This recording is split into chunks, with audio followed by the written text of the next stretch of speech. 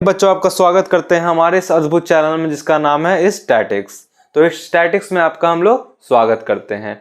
आज हम लोग जो टॉपिक पढ़ेंगे वो टॉपिक है the coming of socialism to Europe. ठीक है, यूरोप में सोशलिज्म का विचार कैसे आया और सोशलिज्म का विचार था क्या। तो मिड 19th सेंचुरी में, मतलब 19वीं शताब्दी के बीच में जो है सोशलिज्म का जो विचार है वो पूरी तरह से फैल गया यूरोप में। ठीक है, तो सोशलिस्ट मतलब जो सोशलिज्म के विचार को फॉलो करते थे उनको सोशलिस्ट कहा गया था। ठीक है, तो सोशलिस्ट जो थे वो प्राइवेट प्रॉपर्टी के अगेंस्ट थे, प्राइवेट प्रॉपर्टी के विरुद्ध में थे। ठीक है, तो पहली बात की सोशलिज्म का विचार क्या कहता है। सोशलिज्म का विचार कहता है कि सबको साथ लेके चलना है। ठीक है, सबको क्या करना है, साथ लेके चलना है। तो पहले समझते हैं प्राइवेट प्रॉपर्टी किस चिड़िया का नाम है। तो प्राइवेट प्रॉपर्टी मतलब कि 10 करोड़ लगा के एक व्यक्ति एक कंपनी खड़ा किया, एक फैक्ट्री खड़ा किया। ठीक है, तो अगर उसमें कुछ पैसा आता है, प्रॉफिट आता है, तो वो तो सारा एक व्यक्ति रख लेगा जो 10 करोड़ लगा के फैक्ट्री खड़ा किया है, और वर्कर्स को क्या मिलेगा, थोड़ा सा पैसा, ना के बराबर पैसा, और काम कराया जाएगा 15-16 घंटे। तो इस बात के अगेंस्ट कौन थे, सोशलिस्ट इस बात के विरुद्ध में थे। आप समझिएगा कि जो सोशलिस्ट थे वो प्रमोट करते थे कोऑपरेटिव कम्युनिटी या फिर कोऑपरेटिव सोसाइटी को। तो कोऑपरेटिव कम्युनिटी या फिर कोऑपरेटिव सोसाइटी दोनों एक ही चीज है। ठीक है, तो कोऑपरेटिव कम्युनिटी या फिर कोऑपरेटिव सोसाइटी क्या होता है ये समझिएगा। मतलब कि अगर 100 लोग मिलके कंपनी खड़ा करते हैं, कुछ कुछ पैसा मिलाकर 100 लोग मिलके कंपनी खड़ा करते हैं और 100 लोग उसमें काम करते हैं, मतलब 100 लोग उसके वर्कर भी हैं, 100 लोग उसके मालिक भी हैं। तो जब प्रॉफिट आएगा तो 100 लोग के बीच बटेगा। लेकिन पहले क्या हो रहा था, पहले एक आदमी कंपनी खड़ा करता है, एक आदमी फैक्ट्री खड़ा करता है, और जो प्रॉफिट आता है वो खुद रखता है और वर्कर्स को ना के बराबर सैलरी देता है। लेकिन ऐसा कुछ नहीं होगा, इस केस में प्रॉफिट बटेगा सभी के बीच इक्वल इक्वल, मतलब सारे वर्कर्स को प्रॉफिट का हिस्सा मिलेगा बराबर। ठीक है, तो 100 लोग मिलके एक कंपनी खड़ा किए। ठीक है, 100 लोग मिलके काम किए और जब प्रॉफिट आया तो 100 लोग में इक्वली बट गया, या फिर जो जितना काम किया उसके हिसाब से उसको प्रॉफिट का हिस्सा मिला। ठीक है, तो इस केस में वर्कर्स को भी प्रॉफिट का हिस्सा मिल रहा है। तो यही इसी को कहा गया है कोऑपरेटिव कम्युनिटी या फिर कोऑपरेटिव सोसाइटी।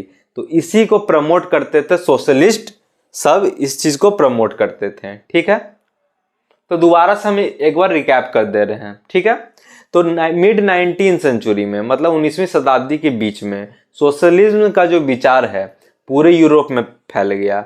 सोशलिज्म का विचार क्या कहता है, सबको साथ लेके हमको चलना है। ठीक है, और देखिएगा कि सोशलिज्म के विचार को जो मानने वाले लोग थे उनको सोशलिस्ट कहा गया।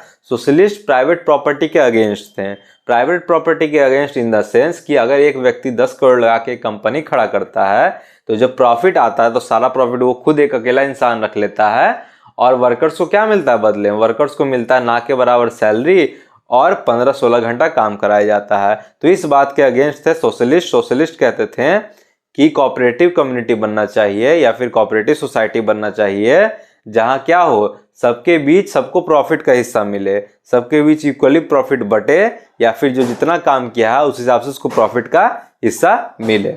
ठीक है, तो ये सब कुछ सोशलिस्ट उभरे।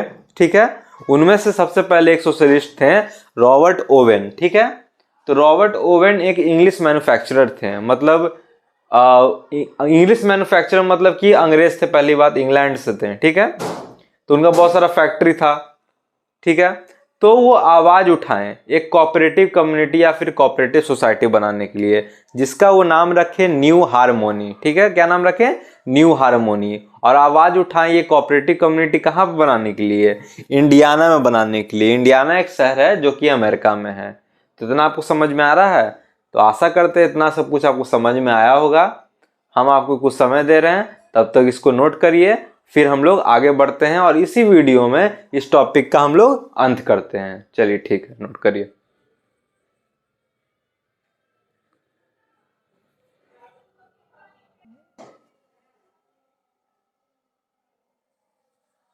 तो ब्रेक के बाद आपको स्वागत करते हैं बच्चों। और आइए इस टॉपिक को ख़त्म करते हैं। तो सबसे पहले मैंने आपको बताया था रॉबर्ट ओवेन के बारे में, ठीक है।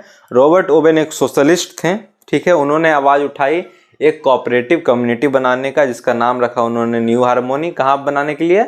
इंडियाना में, जो कि यूएसए में है या था, ठीक है। और अब दूसरे सोशलिस्ट आते हैं लुइस ब्लैंक। तो देखिएगा रॉबर्ट ओवेन और लुइस ब्लैंक में बस एक रत्ती भर का फ़र्क है, एक बात का फ़र्क है, ठीक है। रॉबर्ट ओवेन भी कोऑपरेटिव कम्युनिटी को इंकरेज करते थे, रॉबर्ट ओवेन भी कोऑपरेटिव कम्युनिटी बनाना चाहते थे, और लुइस ब्लैंक भी कोऑपरेटिव कम्युनिटी बनाना चाहते थे। और दोनों प्राइवेट प्रॉपर्टी के अगेंस्ट थे, और दोनों चाहते थे कि प्रॉफिट का हिस्सा वर्कर्स को मिले, ठीक है।